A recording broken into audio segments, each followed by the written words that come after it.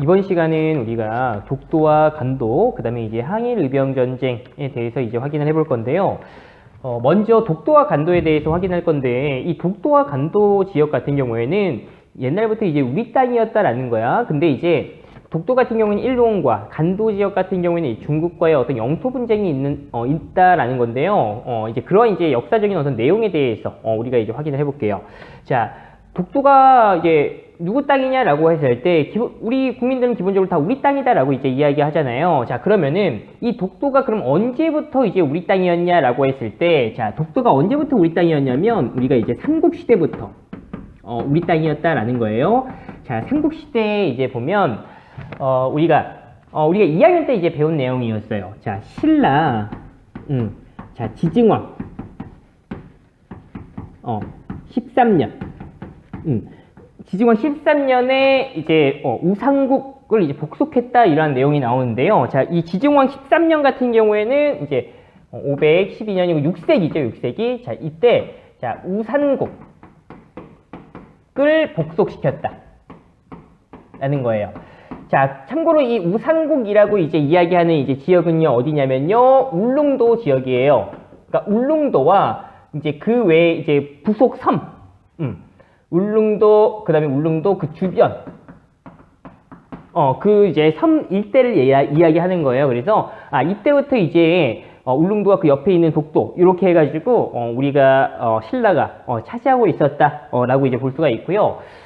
참고로 이 우산국을 복속할 때, 이 지증왕이 보낸 장군이 있어요. 그 장군이 누구냐면요, 이사부. 이사부 장군이죠. 이사부 장군을 보내가지고요, 이 우산국을 복속시켰다라는 겁니다. 자, 이렇게 이제 확인하고요. 자, 그러다가 이후에 또 이제 이 독도와 관련돼서 우리가 좀 기억을 할 만한 그 내용이 어디에 그러니까 어느 시대에 이제 있냐면, 자, 조선 시대예요.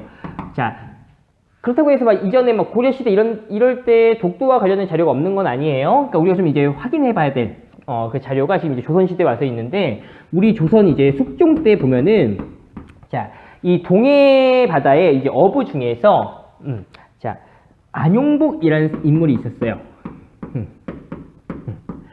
자, 이 안용복이, 자, 일본으로 이제 건너가가지고요, 그러니까 독도가 우리 땅이다라는 걸 이제 확인을 받고 옵니다. 자, 우리 이 안용복이, 자, 일본 어부들을 몰아내고요,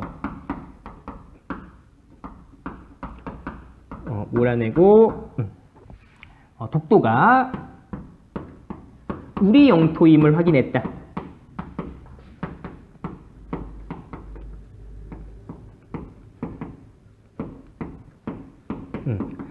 자, 이 안용복이라는 인물이 이제 이 동해의 이제 어부다라는 건데요. 이 안용복이 두 차례 이제 일본에 이제 건너가게 되는데, 첫 번째는 강제로 이제 끌려가게 돼요. 일본 어부들한테.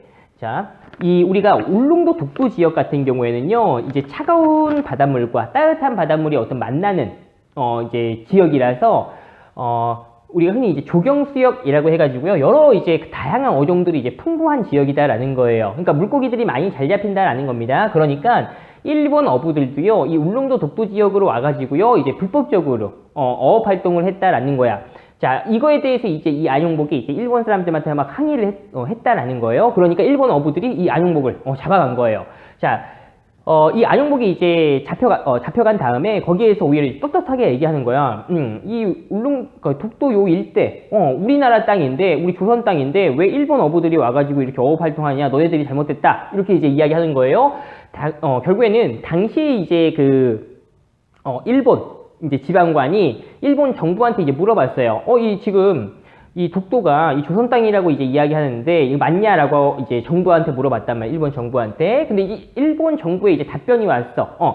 이 독도 지역, 울릉도 독도 지역은 일본과 아무 이제 연관이 없다라고 이제 조선 땅이다라고 이제 답변이 온 겁니다. 이렇게 해가지고 이제 안용복이 이제 돌아갔어요. 돌아간 다음에 근데도 어떻게 돼? 그 이후에도 일본 어부들이 또 와서 막 이제 어업 활동하는 거야. 그래서 이 안용복이 이제는 안 되겠다라고 이제 생각을 해가지고요, 이제 조선 이제 관리들의 관복을 이제 구했어요. 구해가지고 이제 막 관리를 사칭해서 일본으로 이제 가요. 가가지고 우리 여기 울릉도 독도 일대 우리 조선 땅이니까 이제 어업 활동하지 마라 라고 이제 주의를 주고 다시 오는데 사실은 지금 보면은 이제 안용복이 어떻게 돼? 관리를 이제 사칭을 한 거잖아. 관리는 아닌데 그래서 이제 안용복이 이제 조선을 복귀한 다음에 이제 어떤 이제 그 형벌을 받긴 합니다. 자, 이렇게 이제 보고요. 자, 그 다음에 또 이제 우리가 기억해야 될 이 독도와 관련된 내용이 언제 또 나오냐면 바로 대한제국 때 나와요. 자, 우리 고종이 이제 스스로 황제라고 칭하면서 대한제국이라고 이제 발표를 하죠. 이때 이제 칙령 이게 1900년이에요. 칙령 제 41호를 발표를 해요. 자, 요게 이제 1900년에 이제 발표를 하게 되는데요. 이 칙령 제 41호의 어떤 내용이 뭐냐면은 자, 울릉도를 군으로 승격을 시킨대요.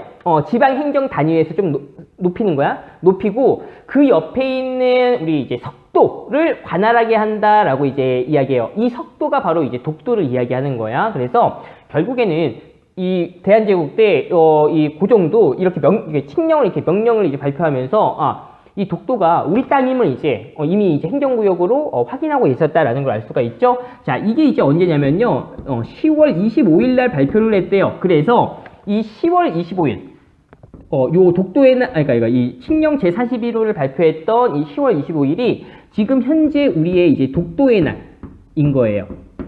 그래서 우리 이 독도의 날이 이 칙령 제41호를 발표했던 10월 25일이다 라는 거 여러분들 이제 확인을 하고요. 자, 이러던 중에, 자, 일본이 이제 이 독도를 강탈을 해가요. 빼앗아갔다라는 거야, 강제로. 언제 이 독도를 일본이 빼앗아갔냐면, 자, 이 러일 전쟁 중에. 자, 이 러일 전쟁 중에, 혼란한 그 상황을 타가지고 일본이 빼앗아가는데요. 자, 러일 전쟁 중에, 일본 그 지역 중에서 시마네 현이라는 지역이 있어요. 우리가 예를 들어서 지금 뭐 충청북도 이렇게 얘기하잖아. 그런 것처럼 시마네 현이라는 지역이야. 우리 도 끝나는 것처럼 얘네는 현 이렇게 끝나요. 시마네 현이라는 지역에서 자, 고시 제40호라는 걸 발표해요. 시마네 현 이제 지방 어떤 이제 고시 해가지고 이제 발표를 하게 되는데 이 고시의 내용이 결국에 뭐냐면요. 독도는 이 시마네 현 땅이다. 이렇게 이제 이야기하는 거야. 자, 40호를 발표하면서 독도를 강탈했다. 자, 일본이 당시에 막 독도는 아무도 살지 않는 섬입니다. 일본이 처음 발견했습니다. 막 이런 식으로 이제 주장을 하면서 이 일본을 빼앗아 갔는데 사실은 이제 그게 아니다라는 거죠. 이전부터 이제 우리나라 사람들도 충분히 이제 계속 살고 있었고요. 그 옛 지도에 봐도 일본이 이 독도 지역을요 이제 자기 땅이라고 표시 안 하고 조선 땅이라고 이렇게 표시해 놓은 그 지도가 여러 지금 막 발견됐다라는 거예요. 자, 결국에는 일본이 이때 이제 러일 전쟁 중에 독도를 빼앗아 갔다가 나중에 이제 식민지를 지나가지고 여기 광복했을 때 다시 이제 독도가 이제 우리 땅으로 이제 다시 돌아왔다라는 거고요. 자, 그 다음은 이제 간도 지역에 대해서 확인을 해볼게요. 자,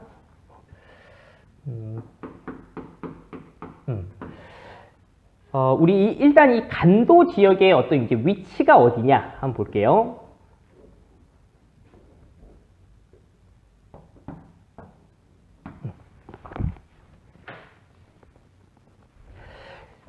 자, 이 간도 지역 같은 경우에는 자, 여기가 우리나라 지도에서 여기 백두산이죠. 자, 백두산을 기준으로 해서 서쪽으로 흐르는 강을 우리가 압록강이라고 얘기하고요. 동쪽으로 흐르는 강을 두만강이라고 얘기하는데 이 간도 지역은 여기 또 두만강 여기 위쪽 여기를 이제 우리가 간도 지역이라고 이제 이야기해요. 자, 이 간도 지역이 원래 우리 대한제국의 땅이었다. 그러니까 우리나라 땅이었다라는 건데 이제 지금 이제 뺏겼다라는 거야. 자, 이 간도 지역과 관련된 내용을 이제 우리가 확인을 할 때 제일 먼저 우리가 좀 기억을 해야 될 거는 바로 요거예요. 백두산 정계비라는 비석을 여러분들이 기억을 해야 돼요. 자, 이게 뭐냐? 백두산에 있는 경계를 정한 비석이다라는 거예요. 자, 이게 1712년. 자, 당시에 이제 이때가 이제 조선시대죠. 조선시대. 자, 중국은 이제 청나라고요. 우리는 이제 조선인데 이 청나라 같은 경우에는 이 청나라를 만든 민족, 유목민족들의 이제 그러니까 유목민족이 누구냐면 여진족이란 말이에요. 우리 막 고려시대에 막 여진족이 쳐 쳐들어오고 막 그래가지고요, 어떻게 돼?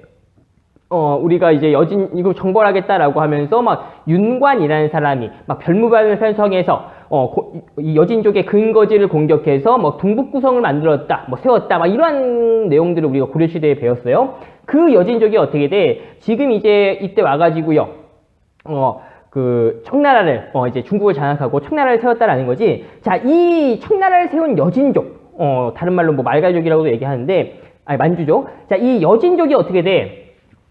그러니까 여진족의 근거지. 원래 여진족이 있던 곳, 바로 여기 어떻게 돼? 연해주 일대. 여기가 이제 여진족의 어떤 근거지다라는 겁니다. 그러니까 이제 청나라 입장에서는 자기 어떤 그 민족의 시작이 되는 이 지역을 중요시 여기겠죠. 그러면서 조선과 어떤 영토 분쟁이 이제 벌어지게 되는 거야. 그래서 자, 이 1712년 이때가 우리 조선, 우리 숙종 때예요. 숙종 때 청나라 이제 관리와 그다음에 이제 조선 관리가 이 백두산에 가가지고요, 이제 그 국경을 이제 정한 겁니다. 자, 조선과 청해 경계를 정했다. 라는 거예요. 그게 이제 백두산 전개비인데, 이 백두산 전개비 내용을 한번 보면요. 자, 서쪽으로는 압록강을 기준으로 한다. 자, 동쪽으로는 토문강을 기준으로 한다. 이렇게 이제 적혀져 있다라는 거야. 자, 처음에는 이렇게 적혀져 있었는데, 이게 나중에 한 19세기, 한 100년 정도 지나면은, 러시아, 뭐, 청나라, 막, 일본, 막, 이러한 나라들이 어떻게 돼? 이 간도 지역, 이 완주 지역에 대한 관심을 갖게 되면서, 다시 한번 이 백두산 전개비의 어떤 이제 이 경계, 국경에 대해서 어떤 논란이 벌어져요. 자, 어떤 논란이냐면, 자, 서쪽으로는 압록강을 기준으로 하는데, 자, 서쪽으로는 압록강을 기준으로 한다. 요거는 이제 의견이 없어. 근데 동쪽으로는 뭐라고 그래? 토문강이라고 얘기하잖아. 자, 우리가 두 번째 국가였던, 그러니까 우리나라 이제 두 번째로 탄생했던 국가였던 부여라는 나라가 있죠. 이 부여라는 나라가 여기에 이제 흐르는 숭화강 일대, 여기에서 만들어졌다라고 하는데, 그 숭화강의 하나의 어떤 지류, 그러니까 강이 이렇게 하나로만 흐르는 거 아닐 거 아니에요. 여러 개 이제 이렇게 막 줄기가 나올 거 아니야. 그 줄기 중에 토문강이라고 있어요. 그래서 우리 조선은요, 자, 압록강에서 토문강 해가지고 어떻게 돼? 여기가 결국에는 이런 식으로 해가지고, 간도는 우리 땅이다라고 주장을 하는 거야. 근데 청나라는, 그러니까 이 그러니까 토문강의 해석에 대해서 지금 달라지는 거야. 청나라 같은 경우에 이 토문강은 여기 두만강을 이야기하는 거다라고 하면서 이 간도 지역은 자기네 땅이다라고 이제 막 주장을 하는 거예요. 이런 식으로 하면서 영토 분쟁이 일어났다라는 겁니다. 자, 이러한 상황 속에서 자, 간도를 둘러싸고요.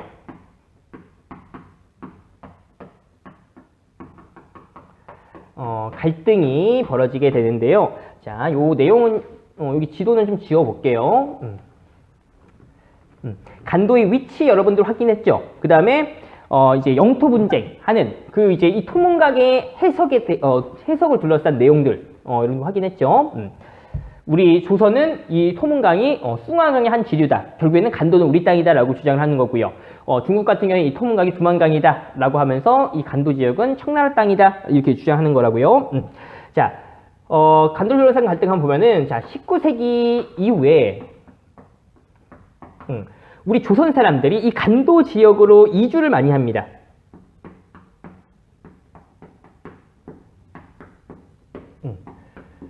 자, 이주민이 이제 증가했다라는 거예요. 자, 그러면서 청과 영유권 분쟁이 일어나고요. 방금 설명했던 그런 내용들이 있죠. 자, 이렇게 이제 보고요. 자, 그런데 우리 대한제국이요.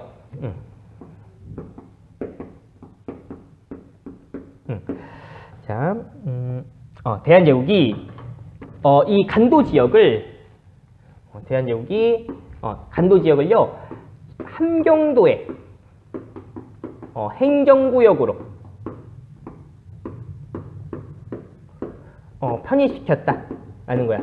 자, 행정구역으로 간도를 이제 편입시켰다라는 거는 우리 땅으로 인식을 하고 있었다라는 거죠. 자, 그래서 행정구역으로 편입을 했으니까 여기 어떻게 돼? 관리도 또 파견해야 되겠죠? 그래서 이제 파견됐던 관리가 간도관리사라는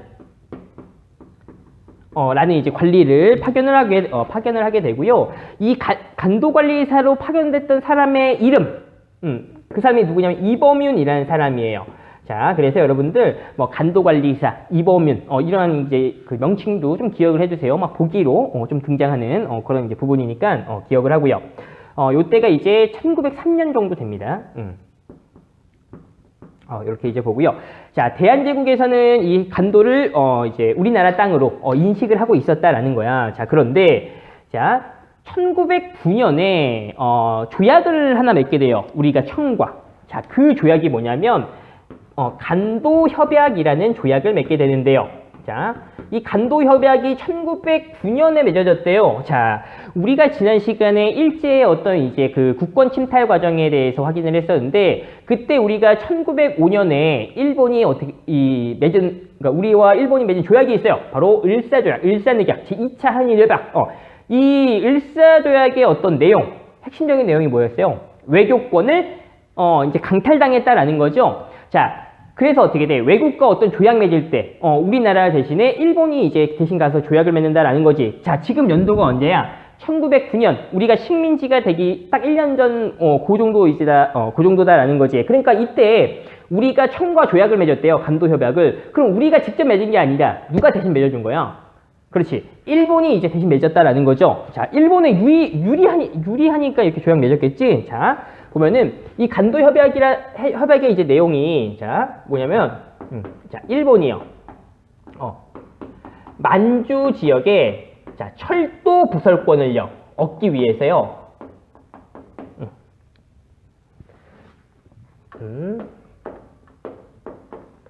자 얻기 위해 자 간도를요 자 청의 영토로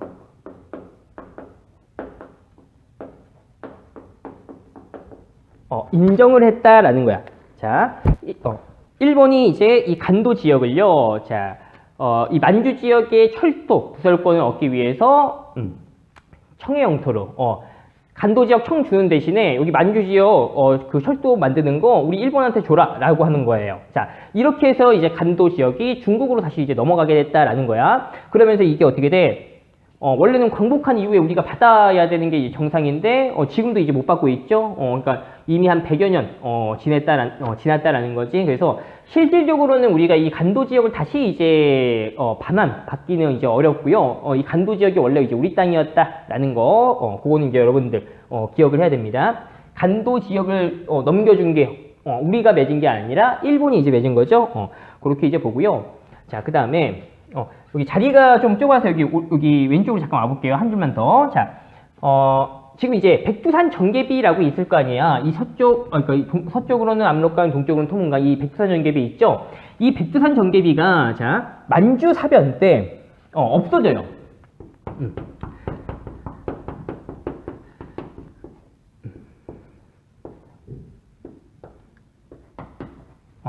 자, 만주사변 직후에 사라진다라는 겁니다. 백두산 정계비가. 지금은 남아있지 않다 이런 뜻이에요.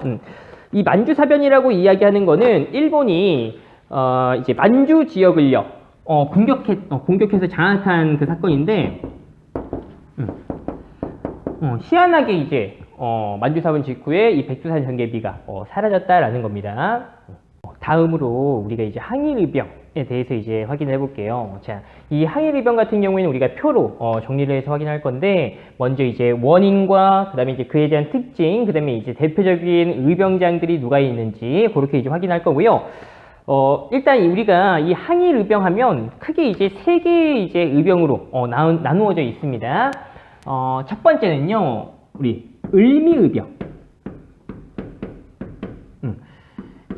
1895년에 그 을미년에 벌어졌던 을미의병이 있고요. 그 다음엔 또 을사의병. 자, 1905년에 벌어졌던 을사의병 이렇게 있고, 그 다음에 정미의병이라고 해서요. 1907년. 요렇게. 자, 을미의병, 을사의병, 정미의병 해가지고요. 이렇게 이제 세 개의 이제 의병으로, 나눌 수가 있고요. 요렇게도 얘기해요. 초기의병, 중기의병, 그 다음에 이제 후기의병, 이렇게도 얘기하고요. 자, 먼저, 을미의병의 어떤 원인부터 한번 확인해 볼게요. 자, 을미의병, 을미년에 벌어졌으니까, 우리가 알고 있는 을미년에 벌어졌던 사건, 어떤 것들이 있어? 왕비였던 명성황후가 시해된, 을미사변이 있죠. 자, 그 다음에, 을미사변 이후에 을미개혁이 이제 일어나고요. 그 을미개혁, 그 개혁의 여러 이제 내용들 중에서 당시 이제 유생들의 가장 큰 반발을 샀던 개혁의 내용이 단발령이라고 이제 이야기하는 거죠. 머리카락을 잘라라라고 이제 이야기하는 거. 자, 을미사변과 단발령에 대한 어떤 이제 그 저항으로 인해서 을미의병이 벌어지게 되고요. 자, 일단 특징을 한번 보면 첫 번째, 최초의 의병이다. 그러니까 최초의 한일의병. 이렇게 이제 볼 수가 있고요. 그 다음에, 이 을미의병 같은 경우에는 보수적, 유생층이 주도했다. 기본적으로 우리 의병이라고 하는 거는 이제, 유생들이 일단 이렇게 주도를 합니다. 그래서 의병들의 대표인 의병장들이 다 이제 유생이에요. 자, 그렇게 이제 보고요. 그 다음에, 여기가 지금 을미년이잖아. 바로 한 해 전에, 1894년, 이때 갑오년이지, 갑오년에 벌어졌던 동학농민운동 있죠? 그 동학농민운동에 참여했던 사람들도 여기에 참여한다라는 거야. 동학농민군의 잔여 세력이 가담했다. 자, 요렇게 이제 확인을 할 수가 있습니다. 자, 그리고요. 그러면은 이제 대표적인 의병장을 한번 봐볼게요.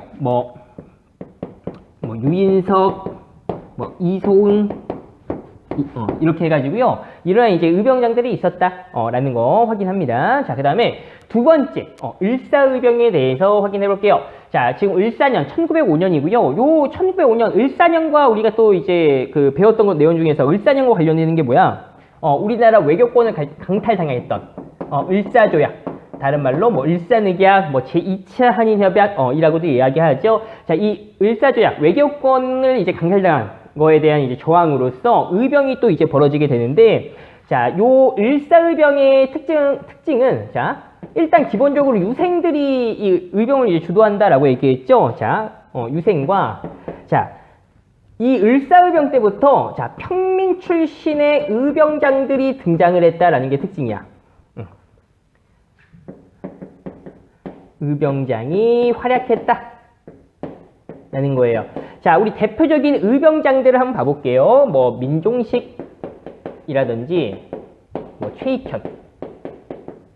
참고로 우리 최익현 같은 경우에는 우리가 이전에 배웠을 때 좀 우리가 한번 기억해보면 외양일체론을 주장했던 인물 이고요. 또 위정척사파의 어떤 대표적인 또 인물이기도 하고, 또 이제 흥선대원군이 이제 고종이 딱 즉위하고 나서 10년 동안 이제 대신 정치했죠. 그때 이제 고종이 직접 그러니까 정치를 하세요라고 하면서 이제 글을 이제 썼던 게 최익현이에요. 그러니까 고종이 이제 실제 다시 이제 친정해라, 직접 정치해라, 흥선대원군 쫓겨나고요. 그 글을 썼던 게 이제 최익현이고요. 자, 그 다음에 다시 와서 또 여기 지금 평민 출신 의병장이 등장했잖아요. 자, 또 신돌석이라고 있어요. 이름이 돌석이야. 얼마나 친근해요. 평민이다라는 거야. 신돌석. 자, 신돌석이라는 평민 출신의 의병장도 등장했다. 라는 게 을사의병의 특징이고요. 자, 그 다음에 이제 정미의병 보면요. 이 정미년 보면은 자, 이때 어떻게 돼? 고종이 일제에 의해서 강제 퇴위. 강제로 이제 쫓겨나게 되는 거죠. 자, 그리고 또 어떤 상황이 발생해요? 자, 우리나라를 지키는 군대가 해산이 되었다라는 겁니다. 자, 그래서 자, 이 정미의병의 특징 같은 경우에는요. 자, 이렇게 해산된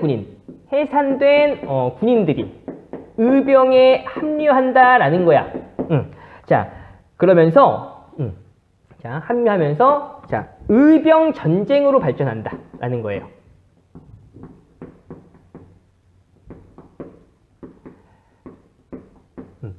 자, 군인들이 의병에 이제 가담했대요. 가담하면, 자, 우리 어떤 뭐 조직력, 우리 의병의 조직력, 뭐 이제 전투력,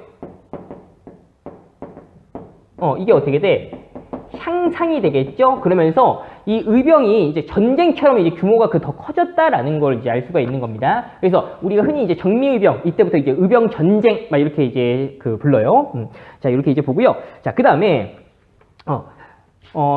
이제 각 지역에서, 이제 의병이 다 이제 발생을 하는 거야. 자, 그러면서 이 각 지역의 의병들이 이제 대표로 모아가지고요. 이제 이야기하는 거예요. 먼저, 여기 밑에다가 잠깐 먼저 써볼게요. 자, 당시에 이제 우리 조선이, 그러니까 13도, 13개의 지방으로 나눠져 있었어요. 그래서 이 13개의 그 의병장들이 모여서 연합 부대를 만들어요. 자, 이 부대를 다른 말로 뭐라고도 얘기하냐면 13도 창의군이라고도 얘기해요. 자, 이 연합부대 결성해가지고요. 자, 일본, 공격하자라고 하는 거야. 일본 서울에 있으니까 어떻게 돼? 서울로 가자라고 하면서 서울 진공작전을 계획을 해요. 서울 진공작전. 서울로 이제 공격하면서 이제 나아가자라는 겁니다. 자, 그런데 당시에 이제 이 서울 진공작전의 그러니까 이 13도 창의군의 총대장. 이 이인영이라는 사람이야. 이 사람이 총대장이에요. 총대장이고요. 뭐 그 밑에 뭐 예를 들면 뭐 허위 막 이런 사람들도 있는데, 자, 이 이인영의 이제 그 부모님이 돌아가셨어. 그래가지고 당시에 이제 뭐 제사를 지내야 된다라고 하면서 이인영이 이제 어떻게 돼? 자기 집으로 돌아간 거야. 그러니까 어떻게 돼? 이 연합부대의 총대장이 이제 제사 지낸다라고 하면서 집에 갔잖아. 그러니까 이게 막 이제 흐지부지 되는 거예요. 결국에는 이 서울 진공작전은 실패로 끝났다라는 겁니다. 자, 이렇게 해서 우리가 이 항일의병의 이제 3가지 정리해봤어요. 원인, 그의 특징, 의병장, 대표적인 의병장. 이렇게 해서 이제 정리를 해봤고요. 우리 이제 의거 활동에 대해서 마지막으로 확인할 건데, 자, 먼저 첫 번째로 우리가 이제 확인할 그 의거 활동은 장인환 정명훈이라는 인물이에요. 자, 이 인물이 어떤 이제 활동을 했냐면, 우리 이제 여기 일제 침략 정책을 지지했던 스티븐스라는 사람을 이제 사살했다라고 하는데, 이 스티븐스라는 사람은요, 여러분들 우리가 지난 시간에 일제 어떤 이제 침략하는 이제 그 침략 과정에서 여러 이제 조약을 맺은 것 중에서 러일 전쟁 중에 맺었던 제1차 한일 협약 때 우리가 잠깐 확인을 했어요. 선생님이 그때 지난 시간에 이거 할 때 이 인물은 좀 이제 기억을 해둬라라고 얘기했어요. 그 인물이 바로 그러니까 당시 이제 1차 한일 협약의 이제 내용 보면은 우리나라 외교와 재정 분야에 이제 일본인이 추천하는 고문을 파견한다라고 하는데, 그 외교 분야에서 이제 왔던 고문이 바로 미국인 스티븐스라는 사람이고요.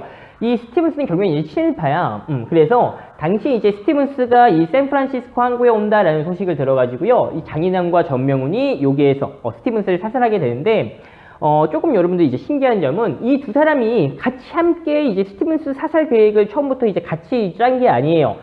따로따로 이제 스티븐스 그 사살 계획을 이제 세운 다음에 이제 그걸 이제 실행에 옮기기 위해서 딱 한국에 갔는데 거기에서 이제 만난 거야, 우연히. 자, 그래 좀 이제 신기한 그런 이제 이야기도 있고요.